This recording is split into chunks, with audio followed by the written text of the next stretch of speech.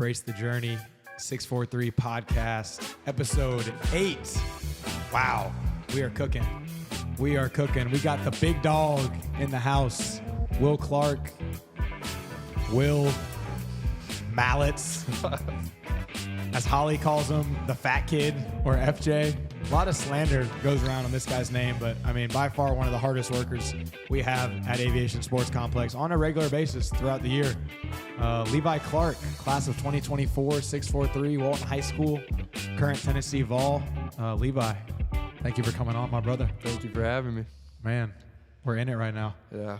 Like, the kid's been back. I mean, just for people that don't know, how many days are you here when you are home usually? Like, if you're home for 10 days, how many days are you here? Probably 9 or 10 days, yeah. He actually has an air mattress in the indoor that he plops on some nights and just stays. But breaks in between lessons and stuff. I know you just said it when you walked up here. I mean, what are you noticing? Are you seeing some changes around here every time you pull up? It's been different, even from like this summer to now. Like, the few months I was gone, it's crazy the changes that's been going through here. It looks really good. What's the best change you've noticed so far? I love the indoor, the cages, how you can make it one big cage. I love that. Facts. Hit tracks is kind of cool too. Yeah, right? it is cool. What's your best hit tracks ball so far? Do you know off the top of your head? I have no clue, to be honest. Yeah, probably like 92 with some Probably. lofts. Yeah. Probably 92 top spinner. Yeah. Carson Taylor hit one, like his second to last swing today, about 102. That went like 390 something. He's like, I'm good. I'm like, I think you're good for sure. Straight off that one, Yeah, you're good. So freshman year at Tennessee was a huge one. We'll talk about it more later. Coming off the fall with the Vols, what are our expectations going into the spring? I mean, they're always high with Tennessee, you know. Making a super regional is a down year for us. So, you know, it's always high. We always have the goal of making it to at least Omaha. So, you know, a lot of big expectations for us. And for people watching that might not know, a little switch up this fall, right? Yeah, a little big change or a little change, whatever you want to call it. A lot of the players are still there. A lot of the coaches are still there, but Big TV, Tony Vitello, he has accepted a role as the manager of the Giants. What was your experience playing for Tony and getting recruited by him? I mean, it's great. I think most people know, like, you just look at the record he has. Like, he was the best college coach in baseball for however long. He was the head coach of Tennessee, I think 10 years, something like that, around there. Maybe a little longer, or a little less. But, I mean, great competitor, and I think he's going to do a great job in the major league level. What's your biggest takeaway from him? Was there one thing that sticks with you, like if you think about your year playing for him? And again, I know you guys talked a bunch heading in, and you and Coach Eland are very tight as well. So that's what's cool about the transition. I know you're super comfortable, but what's like a takeaway maybe from Tony? I mean, probably his like competitiveness. Like, there's not like, even when he's throwing us BP in the cage, like, it's a competition all the time. So, like, he's a true competitor, and it made everyone around him, like, try 10 times harder is what I'd say. I mean, no doubt that contagious, right? Like, when people are getting after it just makes you want to get after it. I know this Grinders Club thing we've been cooking up here with all the guys back, like getting back some of your old teammates, getting to work with some guys that you didn't play with, like Ryan Wynn, Daniel Jackson, guys like that. But then your old teammates like Mahacek, who every ground ball with him seems like life or death, right? I mean, talk about the environment. I know you have it at Tennessee, and I know you try to build it everywhere you train and go. Like, how important to your success is the environment you're in and the people you surround yourself with? I mean, I think it's huge because I think you become, like, your personality becomes the people you surround yourself with no matter what. Like, if you're around a group of people that aren't doing the right things, like, no matter how hard you try, like, at some point you're going to follow that. So I think that's huge. And I think surrounding yourself by people that have the same goals and, like, desires as you are huge because y'all can do it together and they're rooting for each other the whole time. Facts. No, couldn't agree more. They say, show me your 5 best friends and I'll tell you, exactly who you are, right? So Tennessee-wise, are there a couple guys on the team, maybe last year graduated or there now that you, like, really feel like, dude, like, being around that guy, like, I have no choice but to be a dog because you are an absolute dog already. That's how you show up. But who are some guys there that you think really sharpen you, make you better?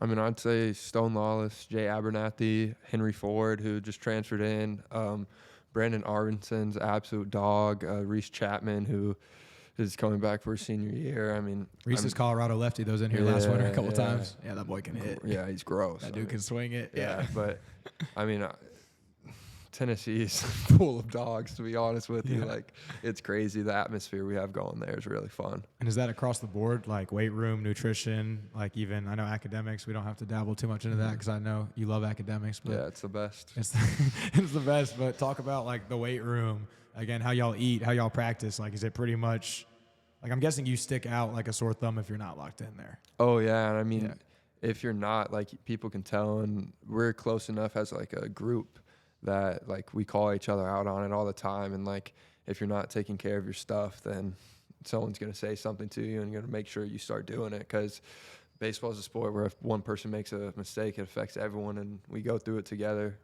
as a team, whether it's good or bad. So, you know, we want to make sure everyone's there locked in. No doubt. I mean, it's every one thing has to do with something else. It's that one pitch thing we talk about with Ryan Webb in the lap. So, like, you think one little play doesn't matter in baseball, and then you blink and go, dude, that 2-out error led to 5 runs, or him throwing 3 extra pitches that inning. All of a sudden, he's at his pitch count and out early, and then the next guy blows. Like, there's so many little things that stack. Man, no, it's so cool you're in that environment. What's the biggest thing? Like, how would you describe Tennessee culture in one word? Because I think on TV sometimes, I mean, you know, I love you, but sometimes not you, but it comes off as, you know, arrogant or cocky, or, you know, there's that rep. And I think if you got haters, first of all, we both know if you got haters, that means you're doing something really, really, really well. But from the inside, what's your one word to describe Tennessee culture? I mean, confident. Like you said, like, people call us cocky and stuff like that. But I think the reason we are cocky is because we believe that we work harder than everyone else, and that's what gives us that confidence and like allows us to do that type of stuff. Because I mean, you wouldn't be doing that if you don't believe in yourself and believe in your team. So, and I think that's why so many people don't like us. And I mean, that's kind of their problem. Right? Yeah, it's kind of their problem. You love it. Yeah.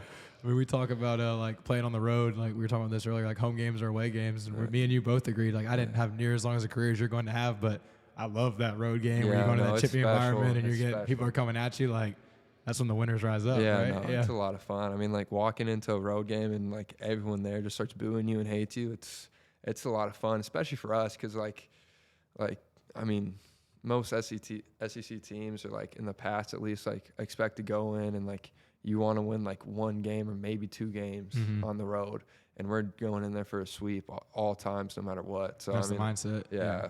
So I think that's like what kind of separates us also. Where did it feel the chippiest? Was there? I know you haven't been to everywhere yet, because each year it's, you know, road and home and switch off, and you'll get to see more. But was there a school last year that stuck out of like, dude, they were coming at us? Or probably Ole Miss or LSU, I'd say. Or I mean, that checks out. That's one I've heard. Yeah, Arkansas, but that was just our head coach used to be, or V used to be there, so it's right. But Ole Miss throws like the beer shower. Oh, right? yeah, That's and we also had outfield. Liam Doyle and Andrew Fisher, who transferred from Ole Miss to us. So it was a whole thing. Every time they went on the field, everyone there just started booing. It's personal. Yeah, it was funny. And then LSU, they say is chippy, but I also hear that their fans are like very welcoming to road fans. Like, did your parents say anything about like in the stands, LSU people being like hanging out with them and stuff like that? My parents actually didn't go there, but okay. Our experience, they were not so welcoming. No, it wasn't welcoming. You didn't feel that energy at all. No, okay. it was the opposite, but it's okay. Shout out Eric Brasher, former coach, Savage, LSU guy out there now. I'm sure if he was there, he'd be rooting you on. Yeah. He might have been there, probably not. He's traveling the world. Love that guy. Quick shout out. Yeah. Talk about this season. I know you said the expectation is the Natty. Is that what you're most looking forward to, or is there a piece of playing at Tennessee that you're looking forward to the most with your sophomore year?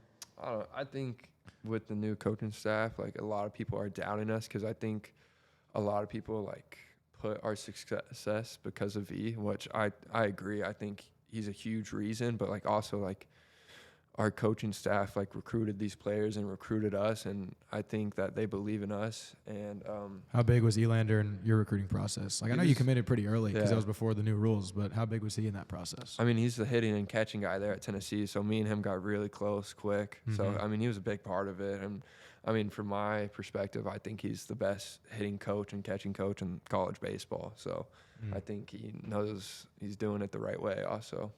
Is there a difference so far you've noticed? And I know it happened. Did it happen at the fall's end, or kind of in it, like kind of the end, but in the middle of it, kind of. Have you noticed anything different so far? No, I mean, what we had going was working, and just keep that trend going, Yeah. But I think I don't think there's been too many differences. E and him have known each other for a long time, like 15 years Yeah. together, and coached for each other for like 13 or 15 years also. So, I mean, it's the same culture. It's the same everything. So just keeping what's working going. No reason in changing anything. I don't see him changing too much, Yeah, right? no. Yeah, I mean, it's just a different voice at the top, but it's Yeah. really the same voice you all been Exactly. working with and listen to. And those guys are tight. Like you said, all the guys are bought into it. I think it's going to just keep rolling like, flowing like water, like I you guys agree. have been doing. For sure. So talk about that freshman year. Like, as the kid said, I just really learned. I've known this word a little, but I really got educated on, say, the glaze. That's a word that y'all use. Glaze. Like, I'm not trying to glaze you, as the kid said today. And is that appropriate even? Are we going to have to cut that, Freddy? Yeah, we might. Yeah. I don't. Talk about, like what happened. You popped off early, then, you didn't play for a little bit. And then you had a really, really strong finish. Just talk about kind of the experience from your lens of freshman year and how that felt. I mean, yeah, I started off strong. It felt good to get off to a strong start and was getting my confidence as a freshman, And SEC play started and just started struggling. Some things in my swing kind of broke down, and like I didn't really notice it, and I struggled. And I mean, at a certain point, like a college coach is trying to win games, and I just wasn't having the best ABs, and he went and decided to go another way, which happens in all levels of baseball. And me and E sat down for a while and watched a bunch of video and just tried to like focus on what changed in my swing. And once we found it, we just started trying to knock it out as much as possible and just making sure when I did get those opportunities again, I was taking advantage of every single one of them. So that was the biggest thing in that. And then once I finally got back in there every day, it was just take the opportunity and run with it, honestly. Being yourself. Yeah, just competing. Just go out there and have fun. Like, believe in yourself. And I think that was the biggest thing. Like, when I started to struggle, I was like, I did have a little bit of self-doubt just because it came out of nowhere. And once I got back to being myself, I was like, okay, like there's no reason not to believe in yourself at this point. So do you feel like some of it was going up here? Like you're starting to overthink stuff a little bit? Yeah, definitely. What's your advice to a kid, whether it's a college kid your age, whether it's a high school kid, whether it's a younger kid who's like at the bottom of the lineup where they're hitting everybody every game, like when maybe you're not doing as well, and like you said, it's a kid even knows like, yeah, I maybe deserve to be hitting here, I deserve to be coming off the bench, or I'm just not doing. Like, how do you stay the course and get out of the rut? I know you said talking to coach a bunch helped, but is there a specific thing that you were telling yourself every day where you're still happy to be at the ball field even when you're not in the lineup? I mean, just being where your feet are, and like being the best teammate you can be. Like, I promise you that stuff matters so much more. Like, if you're rooting for the people next to you, like even if you're not doing good, like it makes your attitude so much better. And like wanting people to succeed around you, like it makes yourself as a person, and like not even in baseball, just like happier overall. And I was telling the kids this earlier at the hitting clinic, like just have fun. Like, at the end of the day, baseball's a game. Like, I know people take it really serious, and like I get mad at myself all the time for it, but like I just have to continue to remind myself that baseball's a game, and like one day it's going to end, and just take every advantage you get at it, because one day you won't be doing it anymore. So enjoy it, right? Yeah. Enjoy the process for sure. You work, and you work your ass off. Like, you work way too hard to let a couple bad at bats get to you. Yeah. Like you just know it's the next at bat, right? Yeah. You're only as good as what's next. Talk about, you made a point to me. I mean, like we said at the beginning, this guy's here about every day. So we get to talk a lot of hitting. We get to talk a lot of infield. We get to make fun of him when he's catching with Holly and they're talking crap to each other. But we kind of just get to talk about whatever comes up sometimes. And I know you mentioned something about social media during the season. And I'm guessing even during the ups and downs of like stuff you noticed in the comment section where it's like, hey, at first it was really cool when I'm doing good and everybody's blowing me up, and then I'm not doing as good and I'm getting some nasty messages, and like you don't have to go into what the messages were, but like you had a cool note about what you did then during the season that's kind of a new rule for you. I think you could share with everybody. I valuable. mean, during the season, I mean, I pretty much delete all social media for the most part, because like no matter like how hard you try, like seeing the good and bad, like that stuff does does do something to you, I feel like. Or like I got better towards that at the end. Like I kind of just started laughing at it. Like either way, like I think that stuff is kind of like stupid, to be honest with you. But yeah, I delete all social media during the season. And then last year when that stuff happened, like I learned from it, and I learned not to like care about too much what people are saying. But yeah. be where your feet are again. Yeah, Stay in your exactly. lane, Yeah. right? Your teammates, your family, like those are the people you care about what they think. Yeah, But, exactly. like blocking out the noise is big, is what Oh, you're yeah. saying, right? Yeah. It's like you're doing good, and everyone's like, dude, you're him. But then like you have one bad game, and they're like, dude, this guy sucks. Right? Yeah, exactly. Get good at the bleep button, Freddie. Thanks Yeah. for it. We did some bleep training earlier. Really? So closing out the Tennessee piece, I mean, Natty, is that where we're going this year? Oh, yeah. I mean, that's the Because the goal Georgia every year. boys were here the other day saying they're winning the Natty. Of course, Ken Schmidt also said he's winning the Natty. I mean, obviously, y'all are all winners, so that's what we're really hearing here. Just a bunch of dogs in the kennel. But who are you most excited to play that you worked with this winter? Is there anyone that you already knows on the schedule that you're like, oh, let's get it? First weekend of SEC play, we'll be down in Athens. So that would be a lot of fun. I wish we played Georgia Tech at some point. But who knows? Maybe we'll see them in a regional or something. Ramsey, pull up on the Tennessee schedule. Yeah, I know. You want to get a mid-weekend? Is that what you're saying? Yeah, let's do it. That'd be lit. We'd That pull would up be lit. for sure.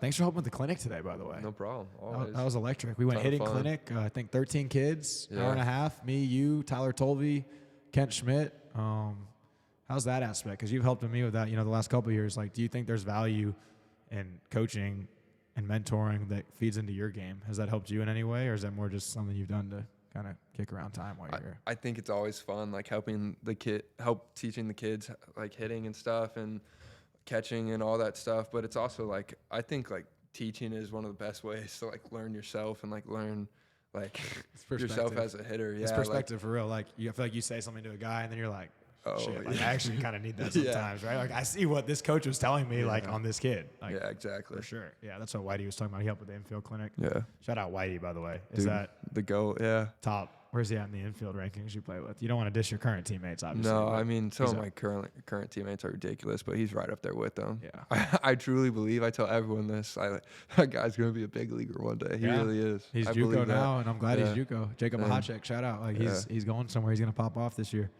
So let's go back to high school for a second. We're kind of backtracking, from Tennessee. Yeah. On the way back. We'll talk 643 stuff. First 2 years of high school, you're at Decatur. Yeah. Last 2 years at Walton. Very close to a state championship. A lot of good players you got to play with there. Dane Moeller and you, very tight. Both, we're a battery here. Dane's a big pitcher at Clemson, coming off arm injury. Daner, hope you're feeling good. Can't wait to see you back out there. Talk about, your experience, not to bash Decatur by any means, but your experience switching from Decatur to Walton, and what did you really get out of Walton High School, and was that a good move for you in hindsight looking back?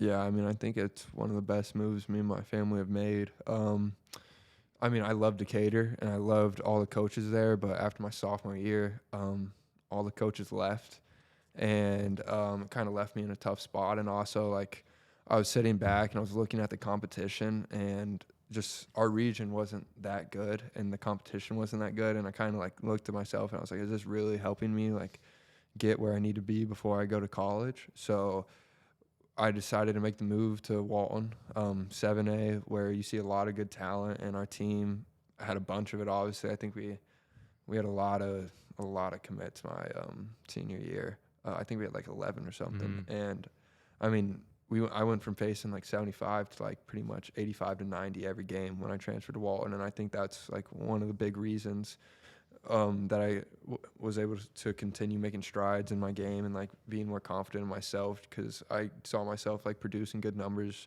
against that type of competition. I mean, you crave competition. That's what, if anyone watching the first 20 minutes so far hears, is that this guy craves competition, and that's part of the reason why you are who you are. Like, I know kids that we have here that I hope they figure it out and change their mindset, but we had kids this fall like saying they're going to Jupiter and then fading Jupiter and telling other kids, I don't want to see 90 every game, or I don't want to see 95. Like, what would you say to that kid? Like, help him, because there's kids with some serious tools we had saying that are just being, I think, immature. But what, like, how big was it for you to see competition? Like, are you prepared for SEC baseball? Like, that jump's pretty big, isn't it? Yeah, no, it's crazy. I mean, the biggest thing is like, I realize like what that kid's saying, and I've like, even when I'm going into it, like sometimes I have that mindset. Sometimes you don't want to see y'all's 99 mile an hour lefty with the 100% whiff rate splitter, right? Sometimes you don't want to see that, and like, listen, like the first few times you do see that, you're not just gonna go into it and like be the best person ever at it. Like, you're gonna struggle. Like, everyone struggles. It's baseball. You fail 70% of the time, right? And you're considered really good at the game. So, I mean, to those kids, like, just once you do it once, the next time you're like, oh, this is it gets better every single time you experience it. I truly believe that, and if you go out there and you crush it the first time, the second time you might do terrible. Like, it doesn't really matter. It's just getting the reps, and the more comfortable you get with it, the better you're going to get at it. Do the work. Yeah, exactly. Only way to get better, do the work. Like, it's not going to be fun at first. And if it's not fun and you think it's uncomfortable or it's hard, that's probably you're internally hearing, dude, go do it again. Yeah. Go do it again. Because, I mean, that hack attack, we've had some fun days on the hack. We've had some, over the years, we had some days in high school where you're like wanting to quit off the hack after 10 pitches. It's like, dude, let's go. Like, we're going to figure this out. And then the next day, we're turning around for 20 pitches and calling it a day, right? I think the work is so big. And I always tell people when they ask about, you know, us getting to work with you and us getting to coach you when you played here, like, you know, what stands out about Levi? And I know it's the beginning. It's guy loves to work. Like, you enjoy the process. You embrace the challenge. And again, like you said at the beginning, you get pissed sometimes. Yeah. That's why you have people around you, though, that can check you. We can be like, dude, like, relax. Like, we're training, right? But, man, we got guys that come in on the hack, and then they disappear for 3 months. Yeah. And then they come back, and they're the same. And it's like, no, I want the kid that, like, shows up on the hack, and then he comes back next week, and it's like, dude, how'd you get better at it? Well, I went to hit at DBAT, 3 days last week. I was at my high school feeding that machine. So I think what you've done there in baseball is going to only translate to your life. You know, you're probably going to play this game for a long time, but whatever you do after the game, I imagine you're going to keep that same mindset. How much of that comes from your parents, would you say? Like, I mean, all of it. My dad and mom from a young age are like, whatever you do, you're going to do it 100%.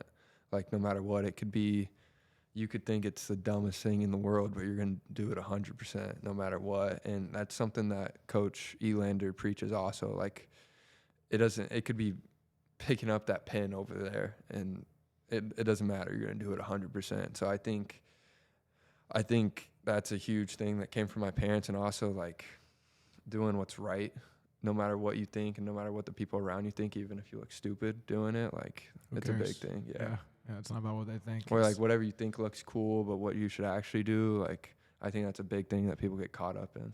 Yeah. No, shout out your parents, Stephanie and Matt, hopefully watching somewhere. Some goats, for love sure. them. Yeah, great people. And no doubt when you hear how you talk, you watch how you work, everyone knows where that comes from. It's you. You created that life, but it starts with your parents and how they raised you. So kudos to them for how they've brought you up. Love them. Can't wait to sit with them again in the game next year.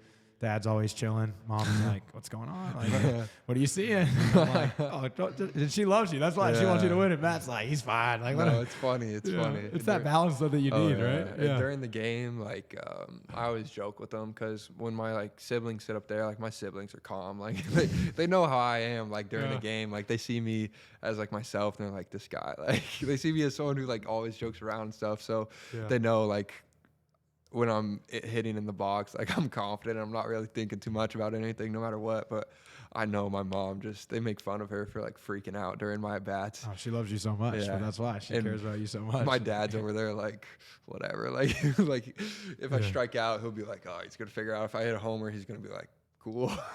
Dude, no, I mean, I'm trying to think of how many, I couldn't even put to my brain how many, and you probably couldn't either, how many hours we've spent in the cages together since you're 15, 16 years old. And I know it started, what's funny is, like, it started, like, with your mom would text me, like, hey, when can you hit? And at one point, you're just hitting me up. Yeah. But every once in a while, like, if stuff's not going good, mom might check in, hey, he seems kind of pissed. What are you seeing? Or Matt wouldn't really ever check in, but if Matt checks in, I'm like, uh-oh, like, what's going on right now? Is this guy getting in trouble at home? Like, what's he doing? But, dude, they care about you so much, and they've done so much behind the scenes, I think, just checking on you constantly, or, wanting to make sure you're doing great. And, hey, reach out to him, make sure he's good. Like, such amazing people. And I'm glad that they've been in my life, too, just as I grow and start a family. Those are parents that I want to be like one day. Like, it sounds corny, but it's real, right? It's that you know what's right and what's wrong, and those people do it right.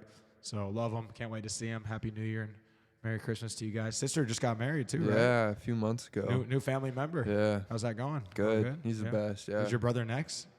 Dude, I don't know. You got two siblings. Yeah, I have two siblings. Shout them out, bro. Let's go. Taylor and Luke. Taylor just got engaged. Luke.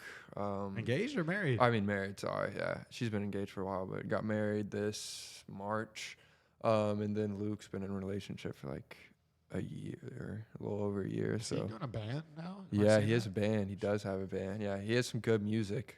They call it the Fernbank Band. That's where we went to elementary school. Really good music, actually. This episode's been brought to you by Fernbank Band. Exactly. Thank you, guys. Write a song for the podcast. Go follow them on Instagram. Maybe we need a new intro. This one's kind of corny. Yeah. We'll take it. Like, see what he can cook up. Yeah. So, Luke, how big of a role would you say? We have a theory around here that the youngest sibling a lot of times is the dog or the most talented because they're watching. That. Is that no? I 100% agree with that. Also, in your experience, how? I mean, just being like younger, like no matter what he did, he he beat me in everything, and it was never close. And like, it kind of just teaches you to like, you just keep doing it until you finally beat him. And like, I mean, it would take me years, like years to beat him in a one-on-one basketball game or to beat him in like a baseball competition. Like, it took me until I was like 16 or 17 to like beat him in those. So I truly think like that's a real like key to a lot of younger child's success, because I mean, they beat up on you when you're younger.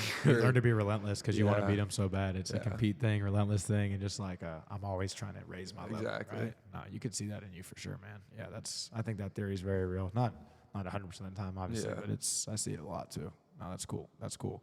6'4" baseball, right? To my knowledge, you started doing lessons here at 14. Is that correct? Might have been. I think when I was 13. When you were 13. I started doing them like a year before I transferred over. Yeah, he portaled over here. Yeah, I did portal over. Original portal. Yeah. I remember my first time seeing you here. It was the summer going into 15U. So you must have been here, I guess, for a year. So maybe I just didn't realize. Maybe I had seen you before, but you're on field 2 with Brett Beasley. Shout out, Brett. I'm pulling up. Your mom's in the bleachers, and I'm getting ready for my own like 14 practice or infield lesson. And there's this big freaking thick kid with long hair, kind of scruffy face, with a just two-tone shirt that was not supposed to be two-tone, like drenched in sweat, and y'all are doing slow rollers, and like you maybe like there's 2 or 3 that you're going hard, and you can tell you're getting tired at the end. And you're like your glove's going a little up, and it's flipping out, whatever. And like Brett was ready to be done, and I think he thought you were ready to be done. He wasn't trying to cut you short. It was just like you looked exhausted, and you just kept saying like one more, not like one more. Lesson ends. I think he like introduced you, but I didn't really. I'm just like, oh, here's this big MF. Like, what up, bro? Like, cool, good work. And then you leave, and he's like, yeah, I think that kid's coming over next year. Like, let's go. And it's not that you weren't really good then, but when he's saying let's go, in my head, you were a 17-year-old. Because Brett's coaching 17, you're a big-ass kid. Yeah. And he's like, he's coming over, like, I think that's going to be one of my guys. And I'm like, yeah, I know, like, looks a little raw, but I could see it. He's like, bro, that kid's 14. And I'm like, what? Hold on. What? He's like, yeah, he's 14, and he could actually play 13U right now. Yeah. And then I'm like looking at you more. I'm like, oh shit, we played him for 9th inning with our team, right? I was 13 at that time because we were going into 14U, and I was still 13 till that summer came. Yeah, it's crazy. And I'm just like, well, that's interesting. And then I remember you came to our tryout. Coach Rick Bishop picked you on the 15 Cougars. Came with Kent Schmidt, who's on the last episode. Talk about. I know that was my first memory of you at 6'4". What's your first memory of 6'4" and what stood out early on when you were on campus? That same stuff. I mean, like, I remember being so tired during those fielding lessons because that was, like, the first time I've ever really done those. And I remember we used to do 30 minutes of fielding, 30 minutes of hitting, and I think Brett helped me so much just from, like, a foundation standpoint. For sure. To get me over here. And then I remember also my first fall here for the fall games, I was a better pitcher than I was hitter. Mm-hmm. I was throwing like 85, but I went like 3 for like 40 in the fall hitting wise. Like just went into like a huge slump, and that's really what I remember from my first time. And then that's when I was going into my freshman year also, and I knew I wanted to be a hitter. Mm-hmm. I knew pitching really like I enjoyed it, but it really wasn't like what I wanted to do. And I remember. Like we just got after it that winter break, just trying to like lock in on my body, and then also just like other stuff with my swing and stuff. We joke that you're the fat kid. Yeah, you're not the fat kid. You're a freaking tank. You're a unit. Holly's got a little belly on him, so he likes to throw it back around to you. He likes to make himself feel better. It's real though. What you just said is a huge point. I don't want to skip over. Like we have a lot of kids that have a ton of tools, a ton of skills, and they really don't take the nutrition part serious or the weight room serious. How much did that flip right there? You talk about going into high school, make an impact on you in the long run, you think? I think it's the biggest thing. Like seriously, like the weight room and your nutrition is the difference between being the same person you are as game 1 and game 56 or being the guy who's really good at game 1 and can barely get out of bed on game 56. Because obviously game 56, your body's not going to feel that good. Like you just played a whole season, but I mean, you got enough in the tank to give it your all for 9 innings, and it's going to feel as good as it can be at that point in time. Because, I mean, it's a hard, long season. Like, there's going to be some bumps and bruises, some strains. You think the weight room and the mental toughness in the weight room, is that also big for you at that age? Like growing up? Yeah. I think my trainers, like here, I still work out with him, like Phil Stringer. Like, I mean, he put me through some brutal workouts that like that I got through, and I think it helps a lot, like mentally, like just watching yourself, like when you're going through that workout, you're like, I'm never gonna be able to do this, and then once you're done, you're like, oh wow, like I actually did it, you know? It's big. It's big. I agree. Adding into my personal life as an adult now, the weight room. I'm not like I'm in a good spot. I'm a skinny guy. Dude, you look skinny. I'm like, F you, dude. What the heck? I've been working. But like, no, like doing hard stuff in the morning in the weight room makes the rest of the day feel awesome. And it does. It makes you feel so much better. Brain's clicking. Like everything's on. Like it's amazing. Waking up late, you get groggy. It's like everything's kind of dragging. But talk about like how are you able to see it as productive at the time as a 14, 15-year-old versus insecure? Like we have a bunch of people that when Danny tells them, some people take it well, and some people really do not take it well. It's like they are insulted by Danny telling them to clean up their body. Well, I mean, at first it was a little bit of both. Like it was a little bit of like you don't really like want to believe it, but then you're like, well, like he has a good point. And the more like did you talk to Danny about that? No, Danny's definitely said he definitely said that to me. I didn't even know point. that. No, okay. Like your first fall here, y'all talked about that. He definitely said that to me like a few times, just like talking about it, because like he was like, you have some raw skills, but like your body needs to be in better condition. Like, we just gotta clean it up. Yeah, exactly. Yeah. I mean, I think once you realize like it's out of love and like he literally wants what's best for you and he wants you to see you at your best, like your best spot and puts you in the best position in this sport, like. Once you realize that, you're like, he has a good point. Like, he's not just telling me that to like for no reason. Like, I mean, if you look at it, like baseball players, like a lot of people joke about like baseball players are never in shape, but like all baseball players are in shape. I promise you. Yeah. And go to one of y'all's games and look around. Yeah, exactly. You see a bunch of dudes everywhere. I joked that it's the Avengers when I went to Tennessee and Kentucky. That one guy warmed up the right fielder who you're saying like, yeah, that guy didn't get any at bats this year. He looks like freaking the Hulk out there. I'm like, who is this guy? But like, it's such a huge thing, and like.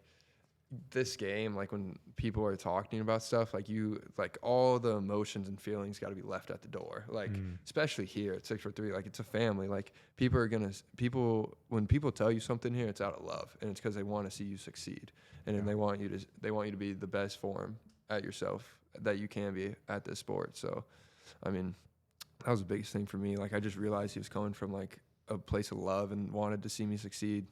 It's a line I've used with you and many others of you're like, what are you talking about? Like, I'm like, bro, why would I lie to you? I want you to win. But that's real around here. And I get it. Everyone is like, whoa. Like, people are like, why? Because we're very direct. And we like to be honest. But I think that's where the growth happens, right? Is those uncomfortable conversations, the straight shooters. Because I think you've had plenty of people you've probably run into that just want to sugarcoat, tell you you're the best ever and you're great. And, of course, you appreciate compliments and you're a humble, gracious guy. But how do you seep through that? Like, what would you tell a coach maybe starting out about how to coach great players, like yourself? Like, what are you looking for in a coach?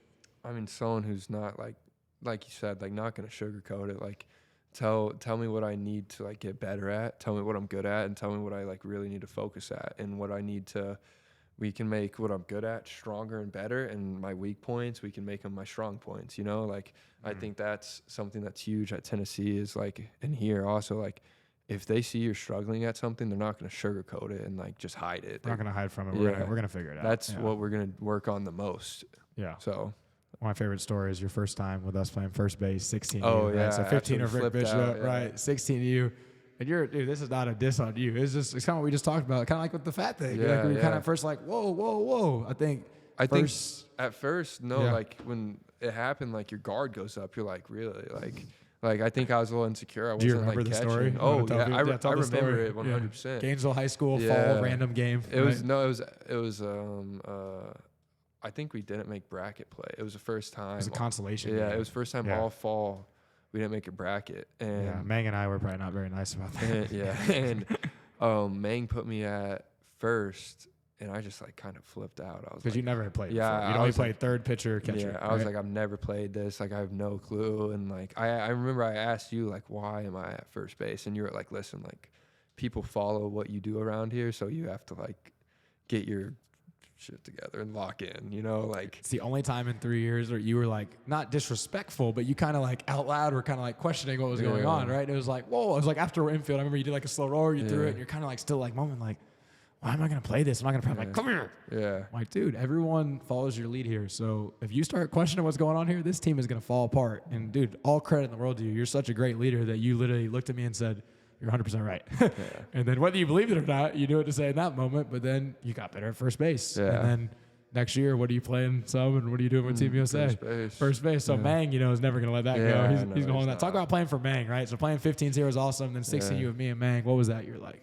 Yeah, it was so much fun. Our team was really good also. We won some big tournaments that year.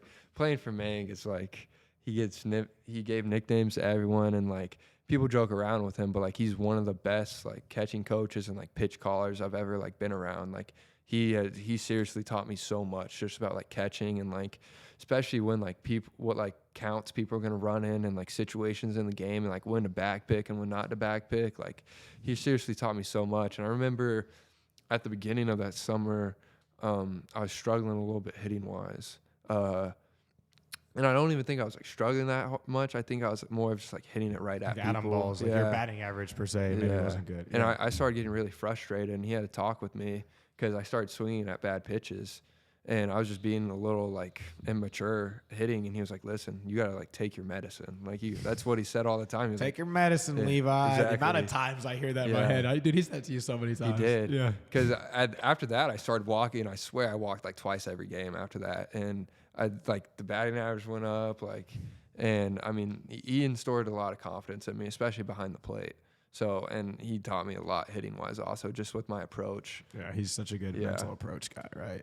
And Mang's just like an old school, like, let's freaking go. Oh, like, stop thinking. You're getting in your, like, the medicine thing was saying, like, hey, dude, like, you're a great hitter, but you're getting mad about not hitting. Well, they're not giving you anything to hit because you're a great hitter. Like, I think something you did your last 2 years of high school, and still when you check your stats now, like, you have a crazy, like you said, like your walks and strikeouts has always been really good. Like good hitters hit strikes, but good hitters also get the most walks. I mean, it's just something you got to understand, right? So knowing the zone, especially where you're at now, how tight's that strike zone? Tell everybody at home. Dude, I told him, who did I tell this? I think Carson, Vic. He was like, he asked me, and I go, dude, there was one point where I thought I took a ball right down the middle.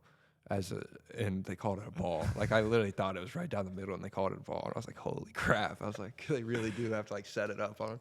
And now, I mean, the stuff they throw is gross, so it makes sense that the strike zone's that tight. But you definitely have to like wait for your pitch. Yeah, and then so going through 6-4-3 a little more, 17U, right?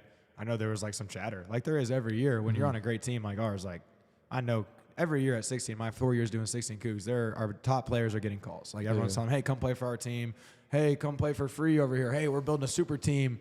I know all that happened. We don't have to talk about that part, but, what kind of maybe was some of the sauce there that made you then want to stay and play for Danny? And what was that like playing for Danny? I mean, first off, like, yeah, that stuff happens. But the big thing for me and my family was like, no matter like, what all these other like teams get and like all the players they get to like make that super team, like no one develops and like practices as much as we do here. Like every practice, I swear we had like 4 or 5 or 6 coaches out here like helping us, and I thought that's what's gonna make like me the best player possible for college. Like just keep developing and practicing. We practice like 3 times a week, which like no travel team does that really. Nobody practices at all. It seems like when you ask around. Right? Exactly. So that's why I stayed, and like also I had all the trust in the world in Danny. Like I mean, you hear Danny Pralgo around here, like everyone knows who you're talking about, and I mean he's been in the baseball world for forever. So I mean I just trusted him a lot, and I mean it paid off. So and we had a great summer with that team. It was a lot of fun. Like he plays a lot of baseball games. He's hard in his catchers. So I know there are probably some times where you're just like, man, this guy never stops, but. Like you said earlier, that's what you want to coach. Yeah, right? me and Whitey would talk about it all the time. Like we would have like a good game, we thought at least, and like in the meeting he would just like pick us apart a little bit, which like at the time you're like really, and then like you learn to love that stuff because he wants what's best for you, and like the stuff he was saying is like 100% true and accurate, and like at the next level, if you don't do those small things right that we weren't doing right, like you're not gonna play. That's the bingo. Like, y'all were talented enough at 17, 16, 15, and that's how our top teams and our second teams and sometimes our third teams are. They're like, y'all don't have to play that good, and you can just win a tournament sometimes. So it's like, coach, like, we won, but he's really big on, like, no, every little thing that you didn't do today, you're not going to win in college when that happens. Exactly. And there's also a guy just as good or better than you that then will play instead of you. And did you? How long did it take you at Tennessee to feel that energy? Like, I mean, the first day you get in there, you watch people hit BP, and you're like, everyone can hit a ball that hard and that far. Like it doesn't matter like who you are, So I mean, no matter where you go in college, there's going to be great players all around you. And I mean, the younger guys coming in are as good as you, just not experienced, and they're coming for your job. So gotta be on point at all times. Iron sharpens iron. Exactly. Job not finished. Yeah. Job never finished. Exactly. Got to keep pushing, keep chugging. What you think of 6'4", what's one thing that stuck with you think the most of where you're at now? If there's a detail or an aspect, I know you talk about the brain, seeing the little things with Mang. You talk about every pitch, never stopping with Dan. Like, was there anything specific you think of when you're like, yep, no, that still plays into who I am? I mean, just like we got a lot of work in, but it wasn't like just like pointless reps. Like every rep we do has a point behind it. Intent. And like, intent. The intent of everything around here is crazy. Like it's off the charts, and it really shows up everywhere. Cause I mean, I'd rather take 20 ground balls having the right intent instead of taking 100 and just like doing it for no reason, you know? Love it. Oh, that makes sense. The details, right? Little things. There's no big things, just little things. But you stack all those little things, all of a sudden, it makes a big thing. You're doing big things, my guy. Let's close it out. Ooh, actually, one big memory though. Do you have a favorite memory of 6'4", like one moment or one team or winning one that piece? PBR national championship was pretty fun. That was a lot of fun. We raked that weekend. Kids got hot. The best part was the backstory of that. We dropped a game early and we didn't think we were going to advance. We thought we blew it, and you guys were kind of having a little rift internally. And one of my favorite moments as a coach in my 7 years now being out here was that I pull up to a field to our game the next day after we lose. When again we think we're out, so y'all aren't even really thinking about that tournament. Y'all are thinking long term. But there's a player-led meeting that you guys called. Like, how big is that for players to take initiative? Like sometimes we're in a practice now, and it's, me, I'm the kind of coach, I throw stuff out. Like I got kids just like looking at me. Like nobody wants to speak up, it seems like, in this world. And I think COVID had something to do with that, with everyone getting on their screens and phones and kind of parents talking for kids these days. There's a lot of hover parents that kind of run the show behind the scenes or run the social media accounts. Obviously not your parents, that's the furthest thing from what you got. But how important was it for you guys then and for the teams you're on now to be player-led? Like the coaches are feeding the energy and setting the tone, but how important is it to be a confident player, and do you have to be the best player? That was kind of a crazy 8-part question. But No, I mean, captains we have like are never the best players. It's just who the people respect the most, I feel like. And like captains are usually the ones that like, you watch put in the work every single day and like grind every single day and go through it with you every single day. And I mean, I think that's a huge part, because I mean, if we're being honest, like having a great coach like makes you a great team, but there's a bunch of great teams, and like having great leaders and like making sure everyone's in check, that's what makes you better than all those great teams. So I think that's the like big separator right there, and like having people to hold you accountable. Because I think remembering that summer, like I'm pretty sure we like lost a few games early. Like our record was good, but I think we lost like 2 games early that we should have just not lost at all. And like the teams weren't good, and like, I mean, they were probably pretty good, but like, I mean, we were better. Yeah. We just had the better talent, and I think we were kind of just throwing those games away. And we were kind of like, listen, like we're way better than this, and we have a chance to beat every single team. And then we did after that. There were a lot of good teams. You guys came together. You guys had it in the pound, right? Every time there was 2 strikes after that, you guys would look in the dugout, pound your chest. We still have teams that do that from that team. I remember you guys had a rule like, when you get out, was it like a 5-second rule or 10-second rule? 5-second rule. You couldn't really like slam anything, but you could think whatever you wanted in your mind. Like you couldn't like yell or anything. Pretty much you have 5 seconds to be pissed off. Yeah. And then after that, And you guys would yell at each other, hey, 5 seconds. Yeah. Like if somebody was going past their point, not going to say who, but one of our middle infielders, he's going past his point, it's like, hey, 5 seconds, let's get hit. And he'd grab his hat and come up. And then I think it was also timing off the field. Yeah. Because you guys had me on the stopwatch, or me or Bear, where every time we were off the field, if the right fielder wasn't in, I think because it was Owen Anchors a lot, right? He's like, I got to get under 10 seconds. He was fun to do that with, because he took it serious. Definitely. No, that was such a fun team, man. Yeah, definitely. One of my favorite teams to coach as well. We're going to speed round for a second here. Yeah, okay. So we're going to do 2 versions of speed round. First, I'm going to rapid fire some questions, and then Freddy's adding in a new pick one. Okay. When we go to pick one, you're going to pick one or the other that clicks for you. All right, perfect. I wanted to call it yay or nay, but this sounds way better. Okay. So DP likes to say yay or nay. Don't give me that look, Freddy. We're not cool like that. So first speed round here. Favorite place to eat in Knoxville? Tupelo Honey. Their steak and eggs is crazy. Sorry, that was a long answer. Round, bro. Or actually, let me change that. Toast Bros. Toast Bros. Okay. Yeah. One word from Walton baseball that you think of?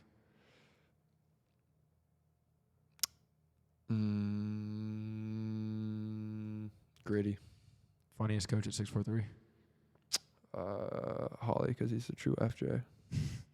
FJ, for those that don't know, we'll maybe post that later. We're going to keep that quiet for now, whatever that means. Yeah. Best BP at 6'4", Probably yours when you're not throwing cutters. Thank you. Best fungo. Yours. You can do it from both sides. Oh, So. is this glaze right now? Is this what glaze is? I'm going to stop. I don't want to get any more. All right, we're going to go to pick one. Would you rather play a night game or a day game? Night game. Home game or away game? Home game because the Vol fans. But you love away games. Yeah, So it's fun, right? Yeah. You just love baseball. You love to compete. That's 1A and 1B right there. Like Nice. it flip flops. Chick-fil-A or Zaxby's? Chick-fil-A in the long run. Last question. What gave you food poisoning a couple weeks ago? Do we know yet? I think it was these like steak strips and like I think the lettuce in the bowl was not good. Do you recommend food poisoning to anyone at home? No, you should. I wouldn't wish it on my worst enemy. My worst 2 days of my life when I had it. Yeah, I lost agree. 13 pounds in one day. It was terrible. Good for you, FJ. Good for you. Holly the next day was like, "Hey, you look skinny."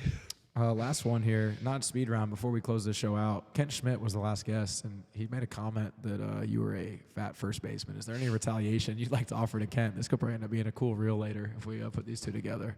Anything you want to say to Kent when he's talking crap? Let's just look at let's just look at the range. Really, we could let's look at who plays more positions. Also, I feel like y'all have not pulled up on the same day on the dirt yet. We've been in the indoor training. he's but only been on the dirt one day. But he was cooking the other day, so we're gonna have to get y'all out there before you leave. Maybe Friday we get on the dirt. Okay, so shots fired back at Kent. I mean, anyone else you want to throw a shot at that's been talking crap lately? Nah, it's all love. Okay. Yeah, it's all love. Okay.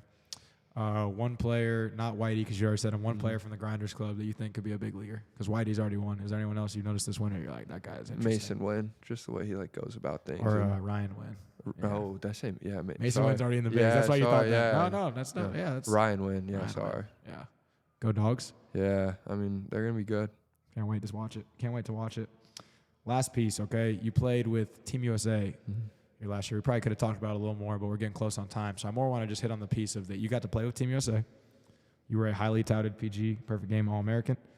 You know, you were talking to MLB scouts. You were going to workouts constantly. You're meeting with advisors. There's a lot of attention that was coming your way that junior, senior year. And I think I've seen kids for sure that I played with and that now coaching that you see that they let a lot of that get to their head. They blow up in a bad way from that, right? And they kind of lose sight of who they are, and they don't go forward. They tend to go backwards. How did you stay humble, stay the course, and keep getting better? And if you're looking in the camera over there and there's a kid out there who's in that spot you're in right now, how do they deal with all that? You know, we talked social media blocking it out. We, I mean, you get the question. Yeah, I mean, I would say, like, take a step back when all that happens and, like, look at the reason you got there, I feel like, and, like, look at who you are and the people that are around you who got you there, and that's why you're the person you are today, and that's why you have those opportunities. So I wouldn't change that for anybody, and just because you're getting all that attention doesn't mean anything. It doesn't guarantee you a spot anywhere on any team. It doesn't guarantee you that you're going to go to the pros. So there's no reason to get complacent over that stuff. Like, obviously, it's a really cool opportunity to have, just to be in contact with those people and going to those workouts, but you haven't done anything yet, and there's still stuff to work forward. And especially in this game, you always have stuff to work forward to and always get better, because this game's always developing in different ways and improving in different ways. So. Spot on, dude. Heck of a podcast. How do you feel about it? It was a lot of fun. It's a lot of fun. Yeah, We're going to run it back next year post-Natty. I have to, yeah. For sure. My guy, Levi Clark, in the house. Man, Freddy, 8 episodes. Guy's been editing the crap out of the last few. Shout out Freddy Hartzell, our producer. He's locked in right now. Shout out his girlfriend. Is that official? Was I supposed to say that? Is that official? They're more friends. Okay, my bad. Wow. Too soon. Guys, Levi Clark in the house. Levi, where can these guys find you on social media? Levi Clark _16. On Instagram and TikTok? I don't really have I have TikTok, but you told me to TikTok you today, bro. Am I off? Yeah. That wasn't me. My bad. So. All right. Guys, Embrace the Journey, episode 8. Levi Clark in the house, class of 2024 alum. Follow us on IG, Embrace the Journey 643. Follow us on YouTube, official ETJ Pod. We are now on Spotify as well, streaming. Let's freaking go. Levi, can't thank you enough. Can't wait to watch you this year. Ladies and gentlemen, we'll see you soon. Let's freaking go. Let's go.